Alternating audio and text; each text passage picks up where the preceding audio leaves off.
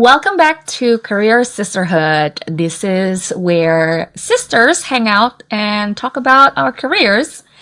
Bersama saya Rebecca Lepard dan hari ini yang unik adalah karena aku punya pengalaman kerja lebih dari 20 tahun. Itu giliran aku yang diwawancara sama my partner in crime, Zalfa. Silahkan Zalfa, hari ini kita mau bahas apa sih? Oke, jadi hari ini kita mau bahas tentang toxic workplace. Jadi, apa aja sih tanda-tanda lingkungan kerja toksik, kemudian strategi bertahannya, atau justru harus keluar, kemudian gimana cara kita bisa meyakinkan diri kita untuk tetap, ya jangan jatuh lah dari badai-badai itu, gitu ya Mbak. Jadi, sebelumnya Mbak Beka berarti pas toxic itu tuh udah berapa tahun yang lalu tuh Mbak pengalamannya?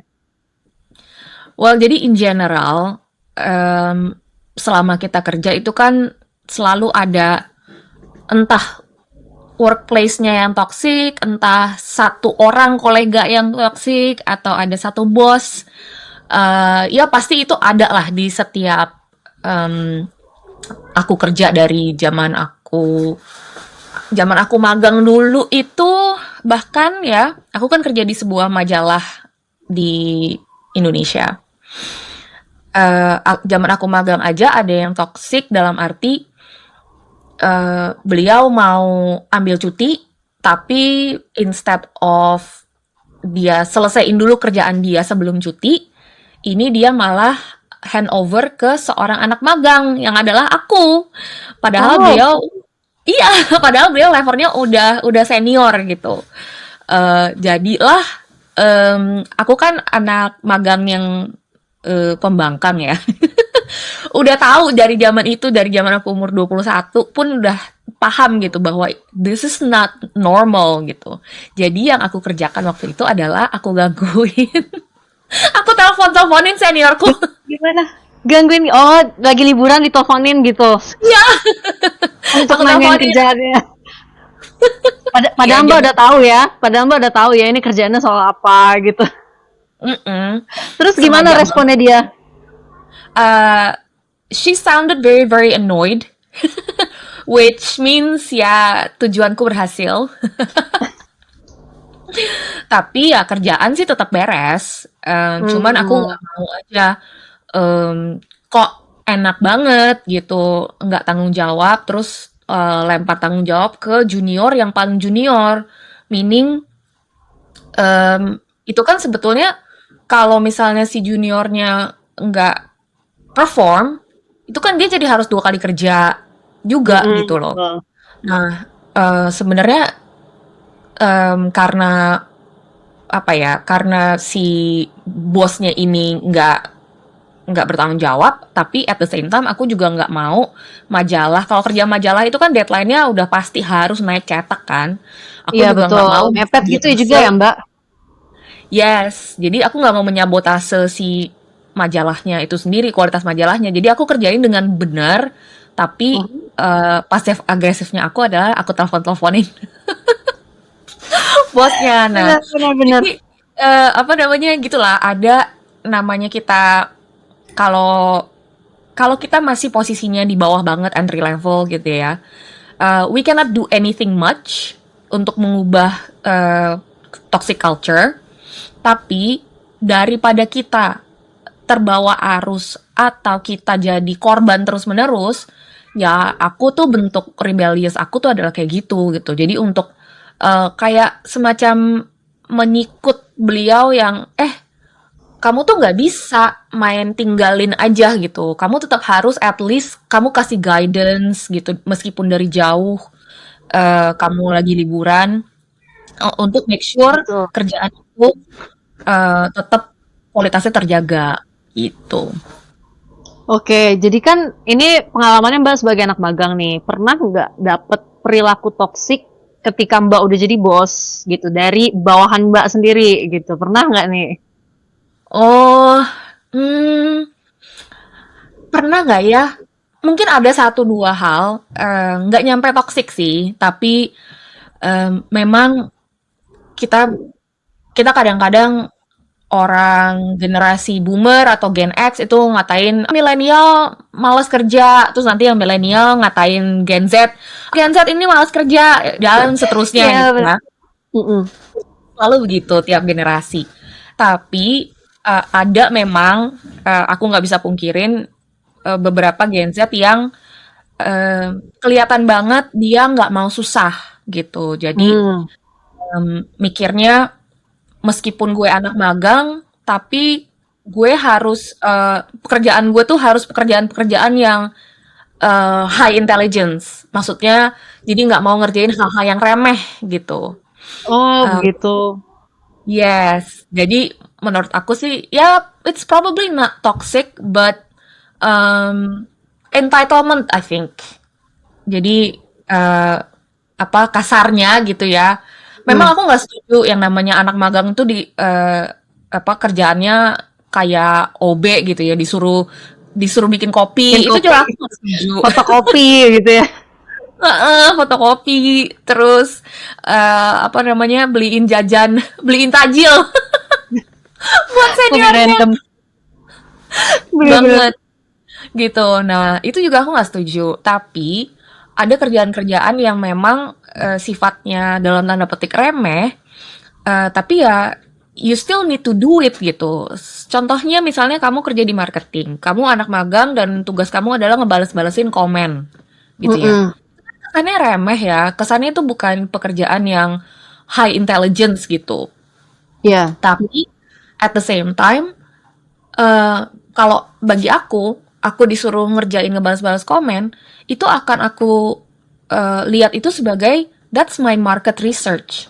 Artinya apa? Aku bisa ngumpulin frequently asked question yang di komen. Jadi aku bisa kasih input ke atasan aku untuk bilang, Kak, ini ternyata banyak banget yang nanya soal ini di komen gitu. Gimana kalau Boleh dibikinin di-provide konten? nih, ya di-provide nih informasinya di konten atau mungkin di websitenya gitu ya, Mbak.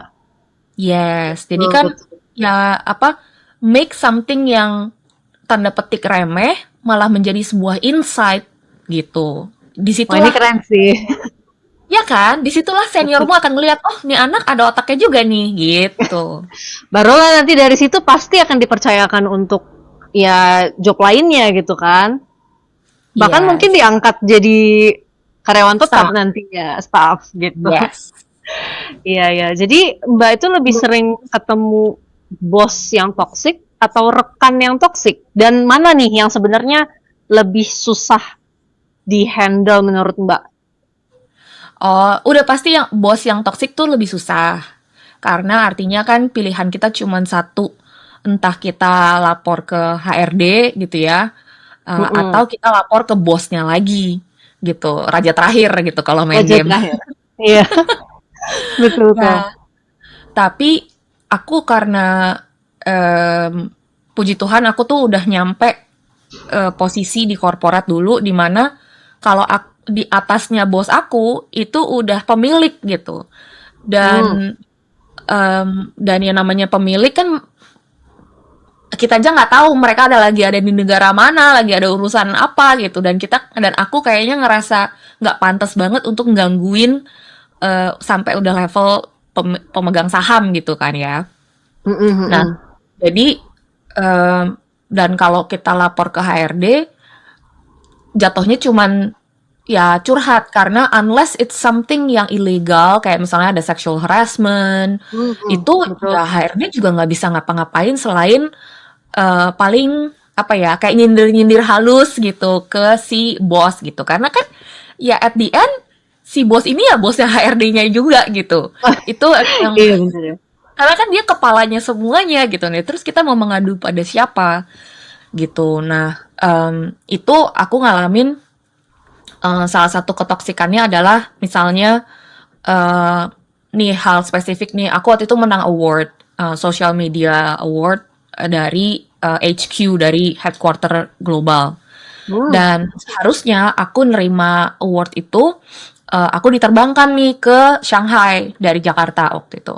Tapi si Wow. bosku ini saking toksiknya nggak mau aku bersinar, aku grounded. Jadi dia bilang nggak usah eh, nerima award, nanti aku aja yang terimain. Jadi kamu nggak usah Ya, berangkat ke Shanghai.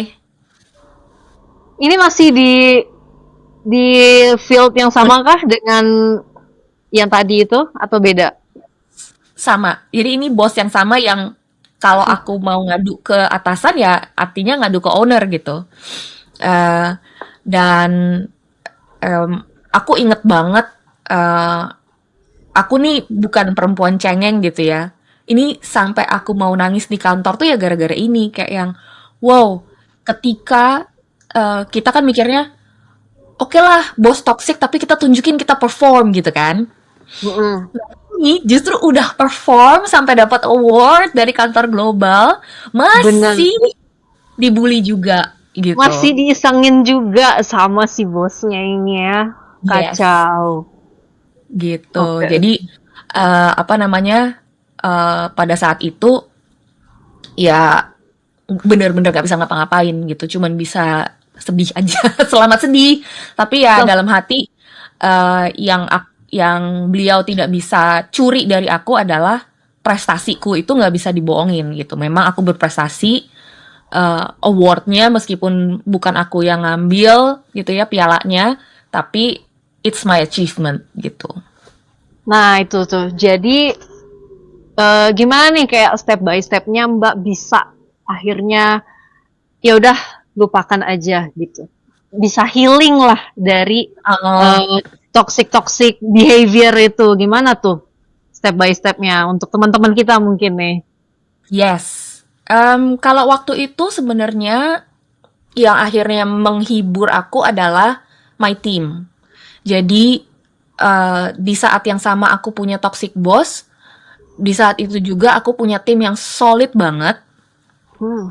Mereka support aku dan you know what? Kalau kita kerja sama tim itu kan benar-benar dari jam ke jam itu dealingnya sama si tim kita. Kalau bos kan ya mungkin sehari sekali atau seminggu sekali pas meeting gitu. Jadi secara frekuensi itu lebih banyak sama tim. Buat aku lebih pilih punya bos toxic tapi timnya solid dibandingin sebaliknya gitu. Nah ini juga menjawab pertanyaan kamu yang tadi. eh, ada nggak kolega yang toxic? Ada juga, tapi biasanya kolega toxic ini datang dari departemen yang lain, bukan di Hmm. dalam aku sendiri gitu. Emang namanya kerja korporat kan gitu ya. Aku dulu kerja itu karyawannya ada 1.000 gitu. Jadi kebayangkan dinamikanya kayak apa. Jadi aku bahkan mm, nggak nggak hafal nama semua karyawan gitu, selain dari tim aku tentunya. Jadi yang aku berurusan itu adalah dengan kepala departemen masing-masing. Nah, Hmm. biasanya, nah dinamikanya adalah sesama kepala departemen adalah sirik-sirik atau sikut-sikut gitu. Bener, kalau dia dapat achievement, kalau apa gitu ya, ih lihat deh perasaan kerjanya biasa aja tim itu gitu ya. Ya, begitulah sirik tanda tak mampu ya kan.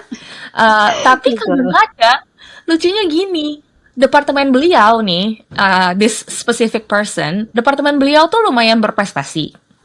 Hmm. Departemen aku juga berprestasi. Tapi bedanya, departemen aku itu jam 6 sore udah bubar, pulang. Kita semua tuh nggak ada yang lembur. Oke, sementara dia divisinya yang mengharuskan untuk lembur gitu ya, Ya, pekerjaannya dan dia tidak terima. dan ya sirik lah. Jadi aku sering di sindir-sindir. Kok jam segini udah pulang? Emang kamu kerja setengah hari ya? Gitu. Iya, itu banyak banget tuh kejadian sekarang nih sampai apa orang pulang tepat waktu tuh justru yang disinisin bukannya yang lama pulang gitu. Yes, itu budaya sejak Gen X sih sebenarnya. Jadi Hmm. zaman boomer itu semuanya pulang tenggo gitu. Dan itu sangat normal karena zaman boomer itu apa ya? Lifestyle itu sangat ketebak lah gitu. Pokoknya jam segini orang udah sampai rumah karena orang udah harus urusin anak dan makan malam di rumah gitu. Zaman dulu. Yang kemudian berubah itu zaman Gen X, di mana Indonesia tuh memang lagi menggeliat lah perekonomiannya.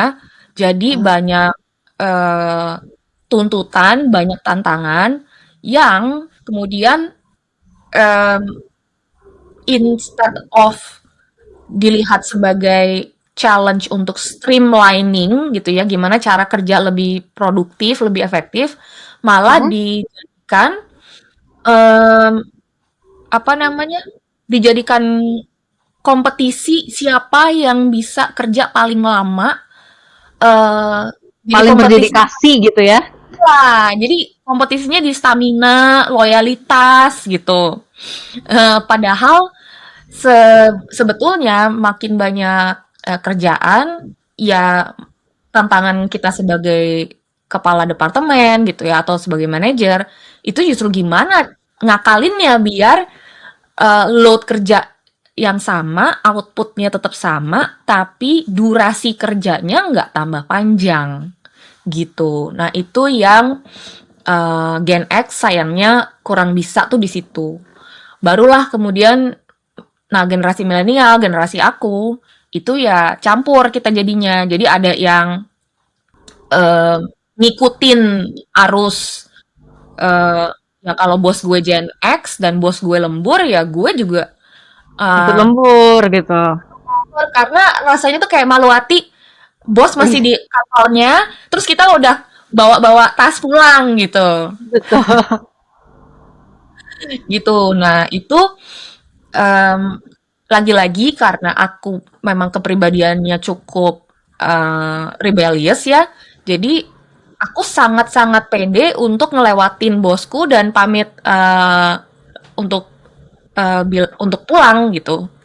Dulu aku posisinya udah jadi sempat udah jadi general manager, meaning Mhm. di atas itu adalah udah langsung co-founders. Oke. Nah, itu aku selalu pulang on time jam 6.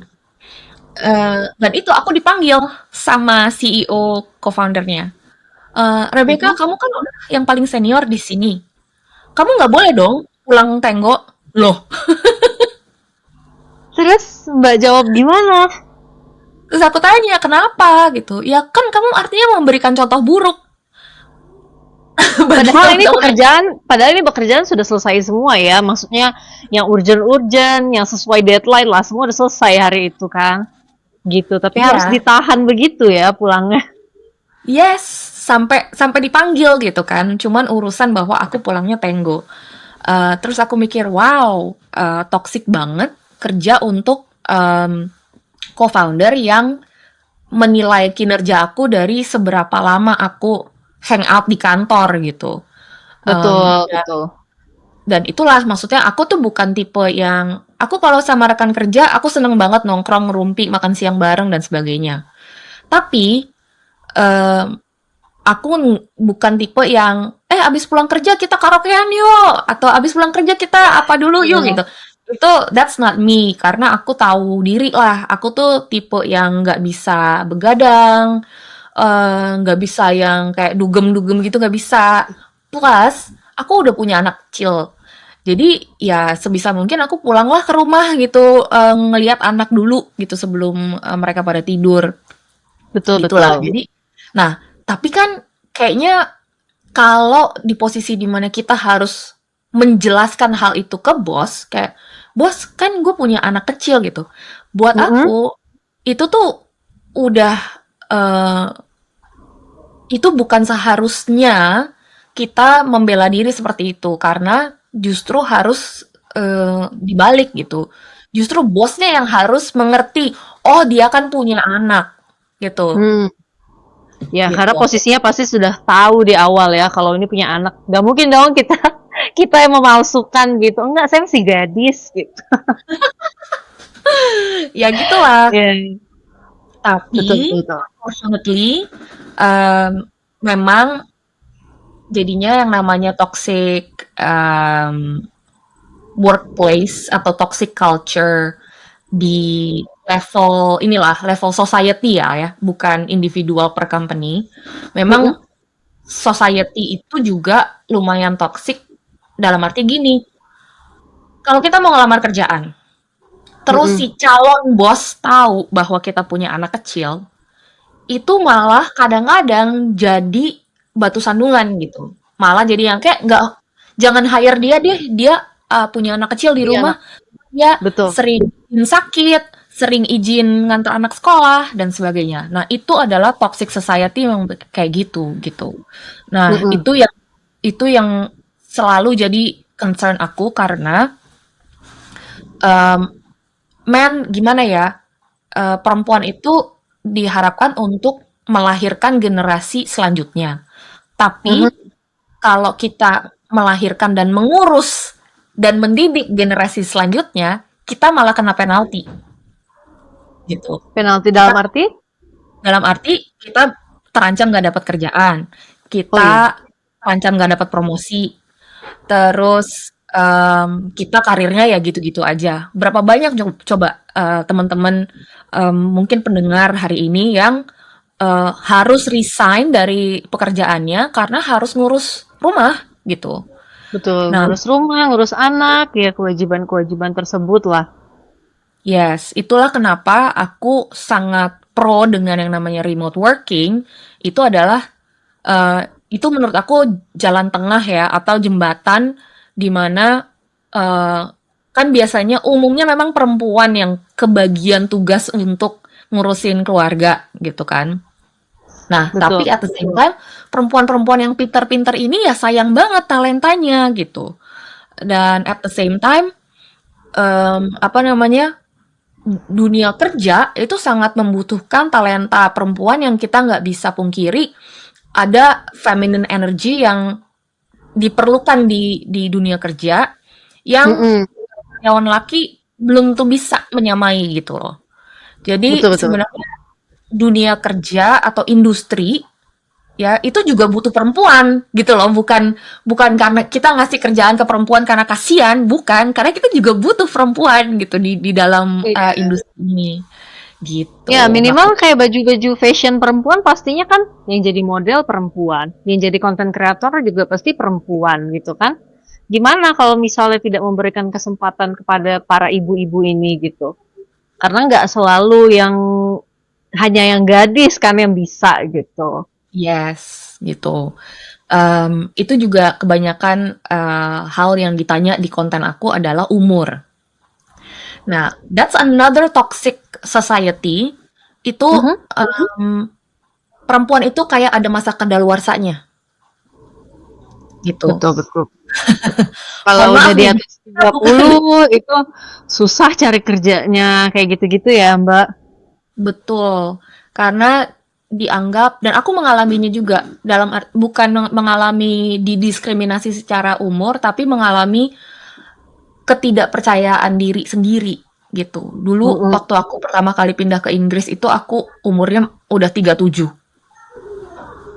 Mhm. dan ketika aku ngelamar kerja sebagai marketer, aku minder sendiri. Aku pikir kayaknya orang maunya hire marketer yang Gen Z karena Gen Z yang paham TikTokan, Snapchat dan lain-lain gitu. Akhirnya aku yang eh, menolak diri sendiri. Artinya menolak diri sendiri itu gimana? Kalau kita ngelamar, kita apply, kita ditolak, itu kan orang yang nolak kita. Nah, tapi kalau Ya, kita memutuskan untuk nggak usah apply at all lah, pasti nggak diterima. Nah, itu kita namanya menolak diri sendiri, nggak memberikan gitu. kesempatan untuk diri sendiri ya, Mbak. Yes, biar aja orang yang nolak, gitu. Jangan sampai kita yang mensabotase karir sendiri hanya karena kita ngerasa umur adalah rintangan, gitu. Oh, that's nice. Nah, jadi dengan seluruh pengalaman toksik yang Mbak alami nih gitu, menurut Mbak apa perbedaan dari lingkungan kerja yang menantang sama ini tuh toksik, ini tuh menantang gitu. Gimana cara Ya, ya, Mbak ya. memberikan walls-nya gitu? Yes, yes. Jadi bedanya toxic dan menantang itu tuh biasanya gini.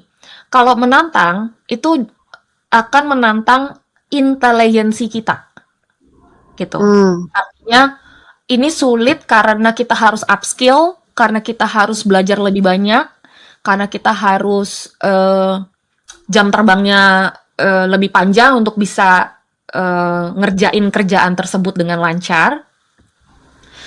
Tapi kalau toxic, menantangnya di emosi dan mental.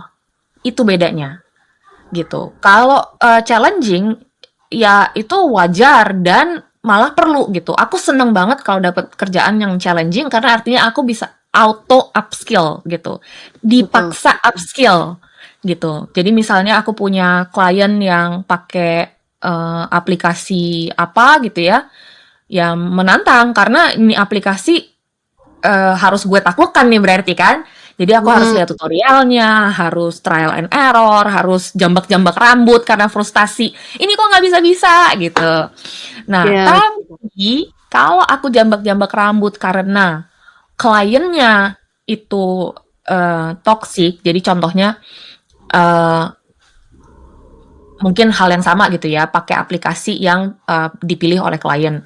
Si kliennya malah misalnya ngomongnya, "Gimana sih? Kok ini aja nggak bisa?" Nah, gitu loh.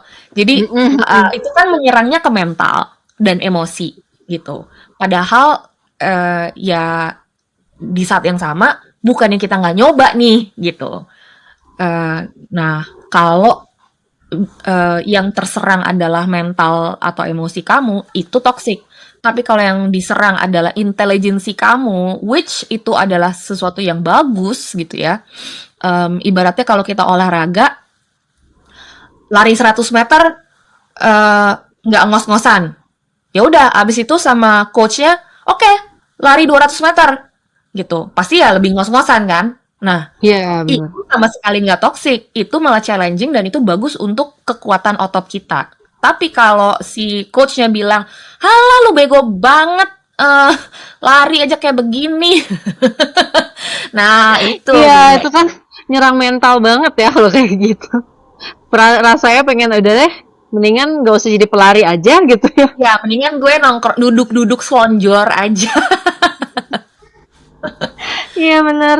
Jadi, nah menurut Mbak, toxic workplace ini seberapa ngaruhnya sih ke produktivitas yang selama Mbak alami ini ya gitu? Apakah sebenarnya ya udahlah, nggak ngaruh-ngaruh banget kok, gue tetap bisa produktif dan berkarya gitu? Atau justru cukup ya mengganggu mental juga gitu?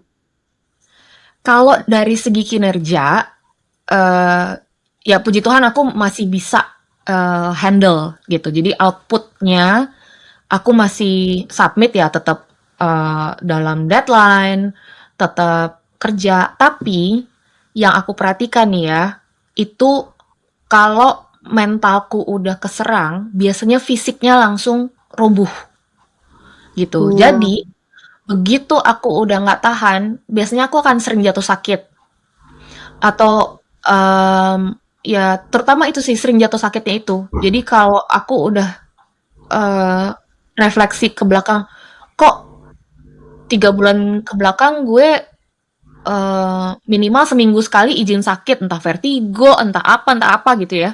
Mhm. Dan maksudnya beneran genuinely emang sakit gitu, bukan bukan pura-pura demi Pura nggak ya. masuk. Heeh. Nah, itu biasanya udah jadi alarm, alarm bell buat aku. Jadi kalau udah sampai fisik, berarti emang udah waktunya untuk aku cari jalan keluar, gitu. Memang sih disayangkan kok nunggu sakit dulu gitu. Tapi biasanya kalau udah sampai sakit dan aku rekornya kena bos yang toksik itu, aku sampai pendarahan 21 hari. Wah, itu Ya, karena habis melahirkan kemudian pendarahan atau gimana? enggak. Ya, bener-bener jadi aku ya melahirkannya udah dari tahun sebelumnya gitu ya. Terus Mhm. tahu-tahu aku mens dan mensnya nggak habis-habis selama 21 hari gitu. Oh, Dan itu aku udah periksa ke segala macam dokter, udah USG, udah pap smear, udah segala macam. Physically there's nothing wrong with me oke. gitu. Eh, terus ya udah berarti kalau disimpulkan ya kalau physically nggak ada ya berarti mental dong gitu. Nah Betul, betul, akhirnya betul. em, akhirnya 2 minggu setelah itu aku resign. Hmm, berarti memang ya cara terbaik untuk menghadapi toxic workplace yang sudah mempengaruhi ke fisik ya. Itu Hmm, memang mau nggak mau kita nggak bisa bertahan lah ya. Sulit ya, lah untuk dipertahankan gitu.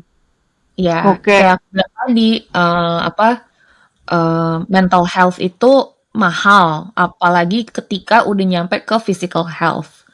Kita kan harus ingat ya bahwa apalagi kalau kita ibu, yang bergantung sama kita tuh banyak gitu. Jadi Betul. pada kita ngebela-belain bos gitu ya, yang oke bos ngegaji kita, tapi emangnya itu sepadan gitu dengan kita jadinya nggak sehat dan kalau diperpanjang, who knows gitu, amit-amit ya, knock on wood, sampai jadinya kanker gitu. Itu kan Hmm, bukan bukan tidak mungkin gitu loh. Sampai udah bisa pendarahan, itu kan berarti udah ngaruh sampai sel-sel tubuh gua gitu. iya, yang menolak untuk udah jangan kerja di situ lagi gitu. Udah Betul, betul. kelihatan nih. Iya, kok susah banget dikasih taunya itu udah sampai sel-sel udah pada ngomel semua kali kalau bisa ngomong. Bener, Nah, bener, bener. Jadi menurut Mbak ada nggak nih sebelum kita masuk ke situasi tersebut lah ya gitu, ada nggak indikator red flags saat interview atau pas mungkin probation gitu. Jadi paling enggak ya kita nggak perlu sampai sejauh itu merasakan toksiknya lah begitu. ya. Jadi red flag-nya biasanya eh, kalau during interview mungkin nggak akan kelihatan karena interview itu eh, kayak kencan ya. Dua-duanya sama-sama pengen memberikan kesan baik gitu. Mm-mm. Tapi eh, yang bisa dijadiin barometer itu ketika kita ngobrol sama rekan kerja gitu. Apakah si Hmm. rekan kerja ini em, sering misuh-misuh juga gitu, sering-sering ngedume, komplain tentang si bos ini. Hmm. Dan kita juga bisa lihat kan, eee, apa, yang dikomplain itu valid atau enggak, gitu. Apa emang si rekan kerjanya ini aja yang males gitu misalnya, atau, agak oleng gitu.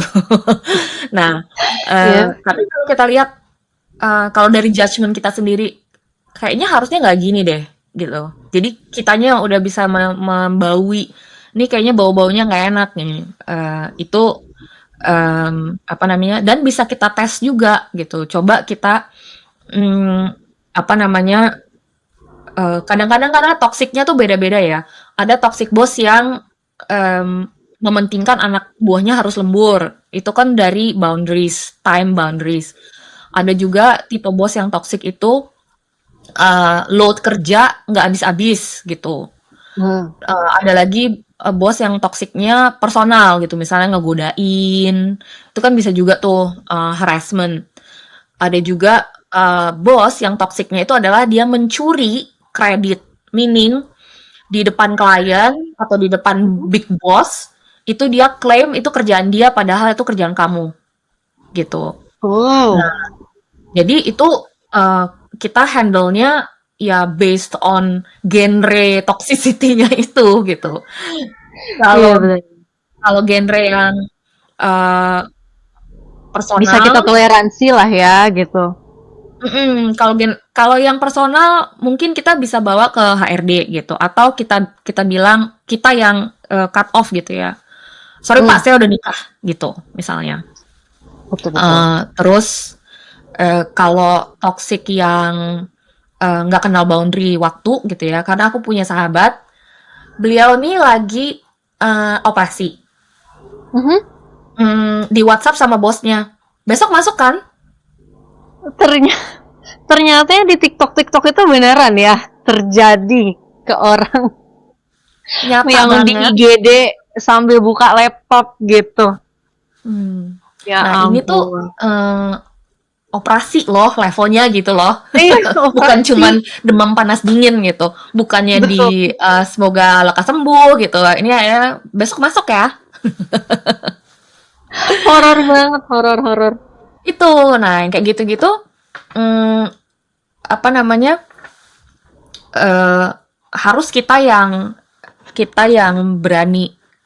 Memang satu sih tips aku dalam menghadapi eh, toxicity macam apapun, kita harus taruh di mental kita bahwa yes, gue butuh duit, yes, gue butuh pekerjaan, tapi gue lebih butuh kesehatan gue, gitu. Hmm.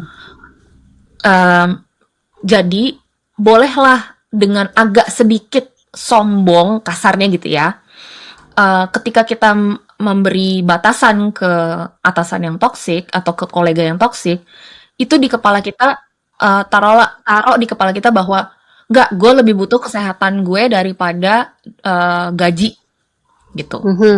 Kan kita semua percaya rezeki itu udah diatur ya. Betul.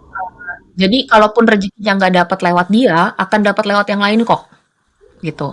Eh, jadi pada saat kita bilang, Pak, maaf saya udah nikah, Pak, maaf, saya besok harus recovery dulu pulang dari operasi. Itu tuh harus memang dengan eh, ya kesannya kayak nggak tahu diuntung gitu ya kalau orang Indonesia bilangnya. Kesannya nggak grateful udah punya kerjaan, tapi nggak, kalian harus agak galak sedikit ke mereka untuk memproteksi diri sendiri gitu. Hmm. Eh, karena kamu mau, misalnya pun, what's the worst thing can happen? The worst thing can happen kan kamu dipecat gitu, Ya. ya kan? Nah, tapi kamu dipecat, kamu masih punya kesehatanmu. Tapi kalau kamu tetap kerja dengan kondisi yang toksik, terus kamu kesehatannya hancur, itu kamu jadinya malah jangan-jangan harus resign anyway gitu, karena kesehatan kamu tuh udah bener-bener nggak bisa ketolong gitu. Sekarang, lagi Ya. amit, kalau kamu sampai kanker, itu ya kamu nggak bisa kerja anyway gitu loh. Betul, betul. Pasti Bakal kan ya namanya perusahaan mereka akan replace kita dengan mudah juga gitu. Makanya kita lah yang harus memperhatikan diri kita ini sendiri ya, begitu kan, Mbak? yes, jadi beneran deh. Eh, memang kesannya egois, tapi eh, lagi-lagi, apalagi kalau kamu perempuan dan seorang ibu, ketika kamu itu melindungi diri sendiri, sebenarnya yang kamu lindungin itu keluargamu, bukan kamu doang. Jadi at the end of the day, it's not selfish to protect yourself because you're protecting the entire family. Kalau ibu sakit demam aja gitu, meriang gitu, itu anak langsung tiba-tiba nggak ganti baju, nggak keramas. Bener. Dibiarin. Aduh, biar aja deh, udah yang penting kita sembuh dulu. Pasti gitu kan. Tapi kan kasihan merekanya ya, udah apa rusuh banget gitu kelihatannya. Gitu dah. Jadi sebenarnya kita tuh nggak egois ketika kita em, mendirikan batasan atau boundaries ke rekan kerja. Karena kadang rekan kerja yang toksik tuh juga ada, sama, entah suka godain, entah suka mencuri ide Hmm. kita atau Ya. mengambil kredit. Jadi di depan bos kesannya dia yang ngerjain. Terus juga ada rekan kerja yang suka eh, numpukin kerjaannya dia ke kita gitu, yang harusnya kerjaannya dia, terus entah, biasanya toksiknya gini nih, kan lu nih yang jago, gini-gini, ini gue kasih ke lu aja ya kerjaannya. Nah, kadang-kadang tuh kita justru yang star employee gitu ya, malah Mm-mm. kebagian kerjaan yang jauh lebih banyak karena rekan-rekan kerja kita pada toxic, dan langsung kayak, oh, ke si Zalfa aja, dia kan yang jago. Oh, itu Zalfa aja nanti yang kerjain. Zalfa aja lah, Zalfa aja. Terus gitu sampai Zalfanya Iya, tipes gitu kan. Nah, iya, itu iya. kalau bosnya lagi itu nggak memperhatikan gitu, eh, itu pasti jadinya si Zalfa adalah ya korban toxic workplace itu. Padahal anak ini justru berprestasi. Kadang-kadang gitu. Itu that's another em, apa namanya, gejala, namanya Hmm. eh, makin gue berprestasi, hukuman gue adalah kena load kerja yang makin banyak gitu. Benar-benar. Nah, cara menghandlenya adalah dengan kita upskilling rekan kerja kita gitu. Kadang-kadang kitanya juga entah skillnya kita kekep sendiri gitu, biar kita lebih paling jago sendiri gitu. Tapi coba kalau kita malah ngajarin temennya gitu. Sini nih gue ajarin gitu. Biar nanti kamu bisa kerjain sendiri. Sini nih gue ajarin. Biar nanti kamu kalau ngelamar ke perusahaan lain, kamu bisa dapat posisi yang lebih bagus gitu. Jadi Betul. kita juga perlu generous dalam upskilling teman-teman kita. Sehingga ya kitanya juga nggak jadi kebebanan terus gitu. Iya. Oke, ini kan pengalaman Mbak di Indonesia nih ya, rata-rata. Nah, sekarang kan Mbak udah di UK, kerja remote juga. Nah, ada nggak nih ketoksikan yang Mbak rasakan dari berbagai klien di luar negeri ini gitu? Ada banget. Jadi Gimana cerita-cerita? jadi namanya manusia ya, mau dari negara apapun, dari suku dan agama apapun gitu, ya tetap ada aja lah namanya kan kepribadian. Itu ada klien yang biasanya toksisitasnya itu genrenya gini, mencela-mencele gitu. Kadang maunya minggu ini maunya ini, minggu depan maunya ini gitu. Terus akhirnya ujung-ujungnya kita nggak bisa selesaiin kerjaannya karena ya revisi terus-menerus gitu, nggak final-final gitu. Itu juga bisa toxic yang kayak gitu. Memang sih kalau misalnya butuh revisi banyak karena kitanya sendiri ketika submit itu selalu ada yang missing, ada typo, ada apa, ya masuk akal. Tapi kalau karena klien berganti brief, ganti direction, ganti maunya, ganti selera tiap minggu, ya itu baru toxic. Nah, biasanya aku akan tarik garis gitu kayak ini udah sekian minggu kita nggak maju-maju. Kita harus ambil keputusan mau pakai jalur yang ini and we have to stick to it gitu sampai garis finish gitu. Tapi namanya klien kadang-kadang kalau kita kerasin suka apa namanya suka malah jadi bete sendiri lah gitu kayak ih kok dia yang ngatur gitu. Padahal kita lagi membantu supaya kerjaan kita semua ini akhirnya kelar gitu kan. Goalnya cepet tercapai juga kan? Kalau enggak goalnya tidak akan tercapai kalau terus-terusan diulang. Nah, itu atau toxic lainnya adalah micromanaging. Jadi si kliennya nanyain ini yang ini udah belum, yang itu udah belum. Padahal maksudnya kita kan juggling beberapa klien ya, dan nggak semua. Jadi kadang-kadang tuh kerjaan namanya juga pekerja kreatif itu kan juga tergantung mood kita. Aku nggak bisa bohong. Tergantung mood, tergantung kita lagi PMS apa enggak. Nah, kadang-kadang ada pekerjaan-pekerjaan yang aku pribadi suka yang ini ntar dulu deh aku ngerjainin, ini ntar dulu gitu. Tapi kliennya yang nagih-nagih mulu. Padahal ya emang deadline juga belum Masih jauh dari deadline gitu ya. gitu. Maksudnya belum dilanggar juga gitu. Tapi hari ini kamu ngerjain apa? Terus besok kamu ngerjain apa? Gitu. Nah, itu kan klien-klien yang micromanaging gitu cukup rese ya. Biasanya ya suka aku tenangkan dengan oke, tenang, pokoknya by the end of this week kita akan tercapai ini gitu. Nah, tapi ada beberapa klien juga yang tetap meskipun udah kita kasih tahu ekspektasinya, ya again lagi-lagi namanya juga kepribadian ya kita kan nggak bisa ngubah orang. Ya udah akhirnya biasanya yang kayak gitu aku bilang sama kliennya mungkin cara kita kerja itu nggak cocok gitu. Jadi silakan cari freelancer lain atau cari agensi lain gitu. Berarti di-terminate Itu aja ya, gitu ya. betul, kontraknya diputus aja gitu. Tapi again karena biar profesional ya kita juga tetap harus mengerjakan sampai terakhir kita kapan dibayar gitu. Nah, kalaupun nggak lanjut kontrak, paling nggak pisahnya tuh baik-baik gitu, karena sama-sama setuju tidak ada kecocokan di antara kita gitu. Betul, betul. Apa?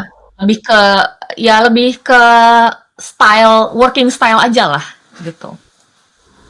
Oke, nah kan Mbak sekarang juga sebagai bos nih dari beberapa remote worker di Indonesia. Gimana cara Mbak untuk mencegah terbentuknya toxic culture di perusahaan Mbak sendiri gitu? Apa aja kiat-kiat dan usaha yang Mbak lakukan? Oke, yang pertama, kalau sekarang dari POV-nya si pemilik usaha atau si bosnya nih. Aku sadar bahwa kita semua itu kan dulu zaman di sekolah ya kita dididik untuk menjadi pekerja. Nggak ada yang dididik sebagai calon bos gitu. Jadi nobody taught us how to be a leader. Bener gak? Betul, Nah, betul. jadi aku upskilling diri sendiri dengan rajin baca buku, artikel, atau dengar podcast tentang leadership gitu. Jadi aku pun nggak mau sok tahu gitu ya. Nah, ada satu yang aku inget banget, tips yang aku dengar dari segala macam buku itu adalah kalau kamu punya star employee, biasanya kalau istilahnya di manajemen tuh we call them A player. Jadi apa namanya yang kalau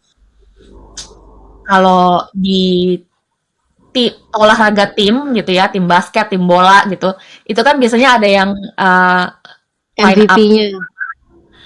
ada yang line up pertama, terus ada pemain cadangan gitu kan. Oh iya, betul-betul. Nah, A player tuh yang selalu jadi line up pertama. Nah, dari advice yang aku terima itu jangan sampai si A player itu merasa dibebani oleh si pemain cadangan. Kasarnya, jadi yang ngegolin harus dia terus gitu. Sementara pemain cadangan ya duduk-duduk, literally duduk-duduk aja di pinggir lapangan, tapi terima gaji Iya. juga gitu, Ah, betul. ya kan? Nah, kalau atlet mah enak gitu. Misalnya dia si bintang lapangan, ya dia dapat duitnya dari endorsan gitu ya. Jadi bintang iklan gitu, terus menang medali segala macam. Tapi Medali juga menang gitu ya. kalau di pekerjaan sehari-hari kan entah pemain cadangan, entah pemain bintangnya tuh ya sama-sama terima gaji ya itu aja kan. Nah, jangan sampai si pemain yang bintang itu ngerasa ada di dalam company ini pemain yang dia lihat cuman ongkang-ongkang kaki, not pulling her weight gitu. Jadi ya kalau kita main tarik tambang, ya jangan sampai ada satu yang cuman megangin tambangnya doang. Kayak gini doang megangnya, yang satu udah begini-gini ya. Gitu. Yang satu yang gini aja. Yang penting kalau di foto masuk gitu. Nah, buat aku nomor satu adalah fairness. Nah itu dari segi fairnessnya adalah itu jangan sampai ada ketimpangan load kerja. Makanya aku concern banget sama yang namanya project management system tuh supaya everybody can see everybody else's load gitu. Jadi kita transparan. Setiap hari itu kita bisa bukan ngintip ya ngelihat aja dengan gamblang. Oh si Anu lagi ngerjain 1 2 3, si Anu lagi ngerjain 1 2 3 gitu. Jadi nggak ada tuh pernah kejadian di mana si Anu kerjaannya 0 gitu, nggak ada gitu. Sementara yang satunya lagi overload sampai burnout gitu ya. Gitu. Nah itu yang aku jaga banget, the fairness point itu. Yang kedua adalah relationship. Nah, relationship yang aku mau bangun dari my own company adalah prinsip gotong royongnya Indonesia gitu. Aku suka banget dengan prinsip ketimuran kita yang adalah apa-apa tuh gotong royong.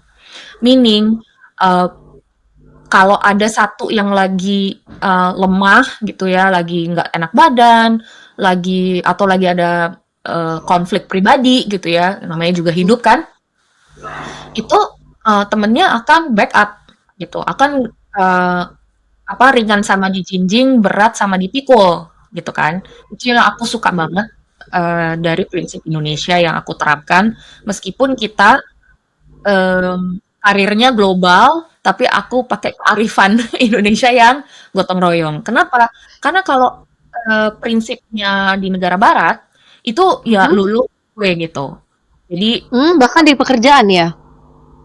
termasuk, jadi kayak yang ya itu kan bukan scope gue, itu kan bukan departemen gue, itu kan bukan Mmm, gitu loh. Jadi apa namanya? Kalau temennya misalnya sakit, ya ya udah kerjaan dia terbengkalai aja udah gitu. Nanti tinggal urusan dia ketika masuk, tahu-tahu langsung harus kayak jeger banyak. yes. Iya. Kalau di company aku itu yang mau aku terapkan tuh itu nggak ada saling saling bodoh amatnya itu apa sih di opposite of bodoh amat adalah kita gitu. We take care of each Ya. other gitu. Karena lagi-lagi nih goalnya adalah yang penting kerjaan beres, ya kan? Terus komunikasi dengan klien lancar. Jadi misalnya si klien kirim email, terus ke kolega kita kebetulan di CC nih. Terus kolega kita belum nyaut. Nah itu kalau budayanya nggak oke, biasanya ih biarin aja, ntar kan dia yang diomelin sama bos gitu. Nah, tapi tapi kalau di Upgrading Women itu malah kita colek temennya. Itu email atau Slack dari si klien lo belum jawab. Oh iya, thank you udah ngingetin gitu. Nah, itu banget jadi fairness and gotong royong itu dua hal yang aku junjung banget. Jadi apa namanya? Jangan sampai ada yang bebannya lebih atau kurang dan jangan sampai ada yang merasa. Karena kadang-kadang perasaan itu juga lebih ngaruh ya dibandingin fakta. Misalnya Fakta kerjaan dia ada iya. kerjaan dia ada 3, kerjaan aku ada 3 gitu. Tapi kalau mulai ada perasaan gitu, iri, cemburu, itu yang jangan sampai eh, Mhm. jaga Tiganya aku kayaknya lebih berat ya gitu. Padahal sebenarnya kalau dari kacamata orang lain ya sama aja kok lautnya gitu kan. yes gitu. Jadi dan karena aku sudah menerapkan itu, ya puji Tuhan sampai sekarang aku belum pernah tuh ngalamin ada yang eh, japri ke aku terus bilang, "Ih kok sih itu duduk-duduk aja gitu." Nggak ada sama sekali sampai sekarang.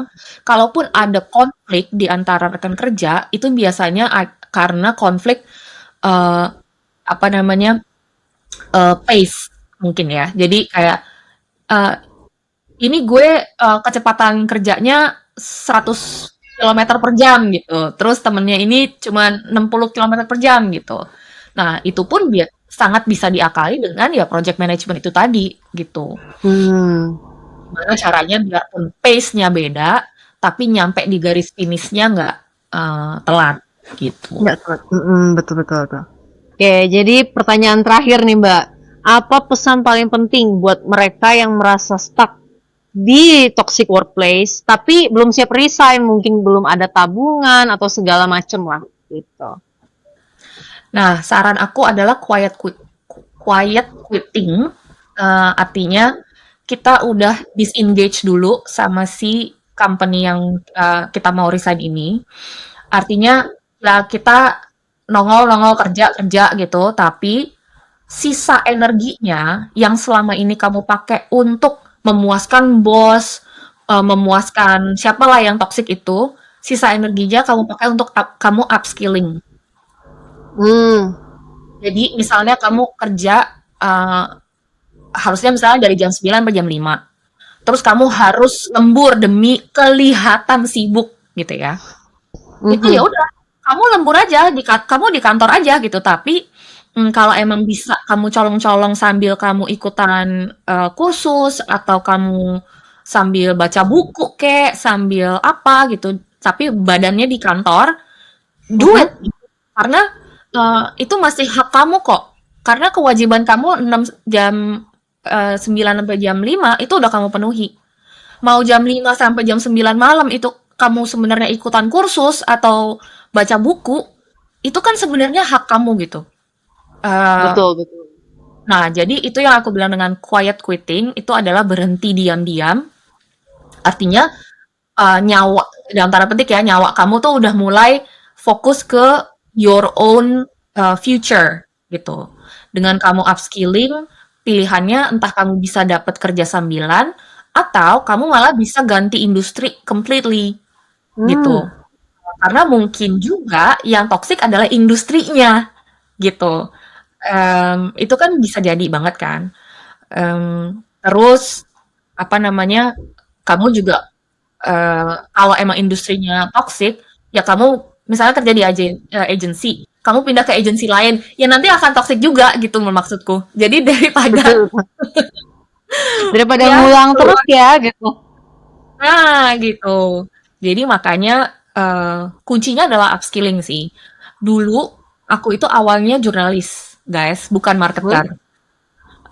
Jadi kalau aku nggak upskilling untuk tahu ngerti PR, ngerti marketing, ngerti ngerti advertising, ya aku akan stuck aja gitu karirku ya di dunia publishing aja terus gitu. Sementara dunia Hmm. publishing itu ya eh, toksiknya itu ya mirip-mirip. Jadi antara media company satu dengan media company yang lainnya, ya level toxicity-nya mirip-mirip gitu. Jadi makanya aku harus keluar dari industri itu, aku masuk ke industri PR, tapi ya itu kasarnya aku kayak mulai dari nol lagi kan, dan Hmm. itu untuk mulai dari nol, satu hal yang aku kasih tahu teman-teman itu harus menghilangkan ego gitu, biar nggak bego. Karena kita pasti masih banyak tidak tahu. Jadi jangan Nah, malu lagi untuk bertanya segala macam gitu ya, Mbak. yes, gitu. Jadi Oke. mau kita umur berapa, mau kita gelarnya udah S3, tapi kalau kita lagi baru career switch, itu ya Mhm. egonya ditinggal lah di rumah gitu. Ini kita rajin upskilling, rajin nanya sama senior gitu. Ini kalau kayak gini gimana yang ngadepinnya gitu. Jangan sok tahu Karena pasti ya. tiap industri juga beda ya untuk menghadapi sesuatu, gimana manajemennya semua tuh pasti beda ya kan. Yes, gitu. Jadi memang di industri apapun adalah oknum-oknum yang bisa jadi toksik buat kamu, tapi kalau kamu udah tahu the type of industrinya itu memang toxic, ya udah gantilah industrinya. Jadi banyak kok perempuan yang tadinya di industri perbankan gitu. Hmm. Ya toxicity-nya kamu mau gabung ke bank ABC sama BCA ya ya gitu-gitu juga mirip-mirip gitu. Iya, Ya kan? betul. Ya udah, Mhm. kamu pakai skill yang kamu udah punya, plus kamu tambah skill baru, bisa aja kamu tadinya kerja di bank, terus pindah ke industri asuransi gitu, yang masih dalam financial services juga gitu. Atau kamu pindah ke industri yang completely beda dari finance, itu kamu pindah Hmm, ke fashion, ya bisa aja gitu. betul betul. Bukan Gak ada yang mustahil sebenarnya ya. hmm. Oke. Jadi gitu teman-teman, kalau kamu ngerasa terjebak nih di toxic workplace, coba kamu catat apa aja yang paling mengganggu. Terus kamu bicarakan dulu nih sama mentor kamu, sama teman terpercaya gitu. Mulailah setelah itu, rencanakan nih langkah-langkah kecil ke arah perbaikan. Kalau masih nggak bisa juga, ingat kesehatan mental lebih penting ya Mbak Beka. Ya, betul. Yes, yes, yes. Jadi, oke, terima kasih ya Mbak Beka udah sharing hari ini dan terima kasih juga buat teman-teman yang udah ngedengerin. Sampai jumpa di episode selanjutnya ya. Bye-bye. Bye.